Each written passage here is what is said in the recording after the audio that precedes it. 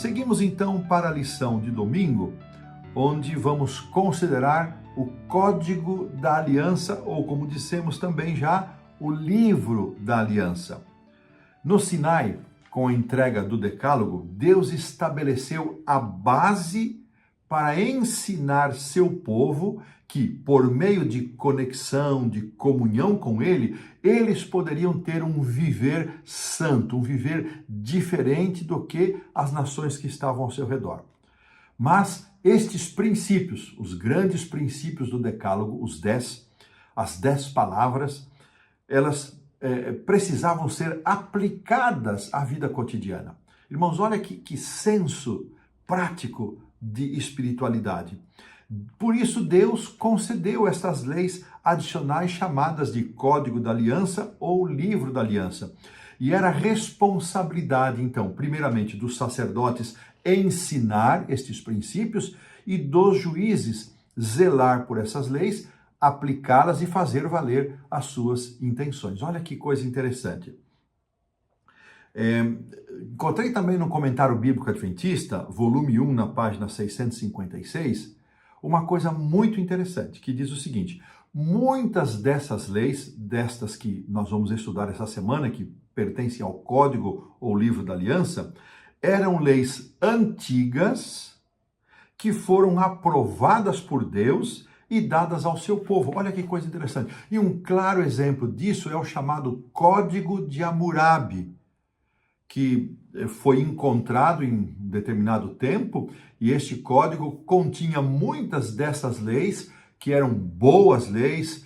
Isso tem a ver com a Babilônia, eram boas leis, eram boas práticas, que foram trazidas para os costumes do dia a dia do povo de Israel. Muito interessante isso, irmãos.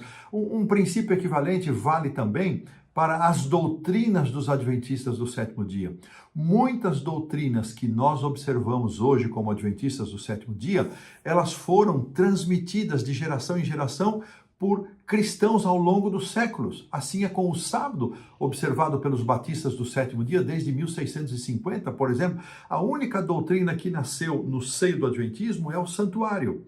Então, Deus se valeu destes princípios civis, que eram boas práticas, e Moisés, um sábio, uma pessoa capaz, treinada, estudioso, ele, por orientação de Deus e por iluminação de Deus, ele também aplicou estas leis, estes valores civis à vida diária do seu povo. Aqui aparece, irmãos, na parte de domingo, uma lição muito interessante, uma citação, perdão, muito interessante, e eu chamo a sua atenção, vou pedir para que a produção coloque até onde aparece aí a primeira vez os 10 mandamentos, por favor.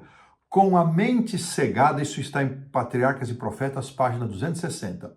Com a mente cegada e pervertida pela escravidão e pelo paganismo, os israelitas não estavam preparados para valorizar completamente os princípios de grande alcance dos 10 preceitos de Deus. Para que os deveres expressos no Decálogo pudessem ser mais plenamente entendidos e executados, foram dados preceitos adicionais que ilustravam e aplicavam os princípios dos 10 mandamentos. Aqui está a razão. A mente do povo estava embotada, e o seu caráter moral, a sua natureza embotada pelo paganismo e pela escravidão. Eu imagino que eles desenvolveram uma certa rudeza espiritual, moral, e agora então os grandes princípios do Decálogo, as 10 palavras, foram desdobradas em ações práticas que revelassem os grandes princípios do Decálogo. Muito interessante isso. E abaixo aqui da pergunta número 1, o autor reserva um espacinho para fazer um comentário sobre a escravidão. Nós sabemos que a escravidão nunca foi e não é plano de Deus. E eu mesmo me perguntei, por que Deus permitiu a escravidão entre o seu povo? Então, irmãos, eu encontrei aqui algumas respostas interessantes, além daquelas que a lição coloca. Deus tirou o povo do Egito como eles estavam. da mesma forma como nós dizemos hoje, venha como está e passe pela transformação que a vida cristã vai lhe oferecer. Da mesma maneira, Deus tirou o povo do Egito como eles estavam, com todos os seus defeitos, com todas as suas marcas, com todas as suas práticas pecaminosas, pisando nos seus princípios, com o propósito de transformá-los de tal forma e de tal maneira. Isso seria feito gradualmente até que eles atingissem o ponto desejado por Deus. Olha que misericórdia divina.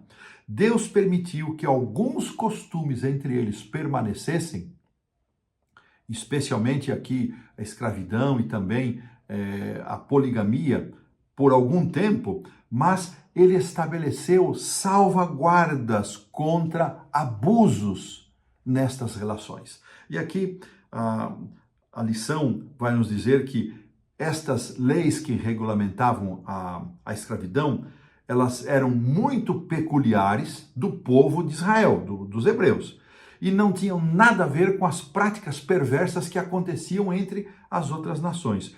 Os escravos hebreus, quando algum hebreu se tornava escravo, ou quando escravizava determinadas pessoas, eles eram, os hebreus, especialmente protegidos e valorizados.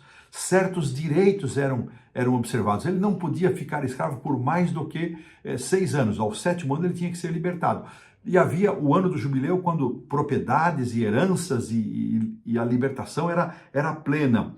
Eles também deviam ser alcançados pela bênção do descanso sabático. Olha que interessante. Assim como os estrangeiros e os demais servos. Os senhores tinham que prover as suas necessidades de maneira honrosa. E encontrei aqui uma observação de que nenhuma nação da antiguidade tinha práticas que tratasse os escravos de maneira tão digna, tão adequada como Deus orientou que acontecesse no meio do seu povo. A escravidão era uma prática miserável que Deus permitiu entre seu povo, mas ele procurou diminuir da melhor forma possível, mais extensamente, o mal que acompanhava essa prática. Eu fiquei satisfeito com essa resposta. E quando nós vemos o avançar da história, nós vamos vendo que demorou para que Deus tinha sonhos e planos para o seu povo, para que eles tivessem atingido esses ideais muito mais cedo, mas antes de atingir esses ideais, eles ainda foram escravizados, e depois, no retorno do cativeiro, Deus tinha sonhos maiores ainda para essa nação que nunca foram conquistados porque eles não aceitaram. Então, um assunto muito importante, mas nós, quem sabe, não temos todas as explicações, todos os convencimentos, mas eu acredito muito na coerência daquilo que foi apresentado aqui, daquilo que eu encontrei no comentário bíblico adventista, e desta maneira a gente coloca um ponto final aqui na lição do domingo.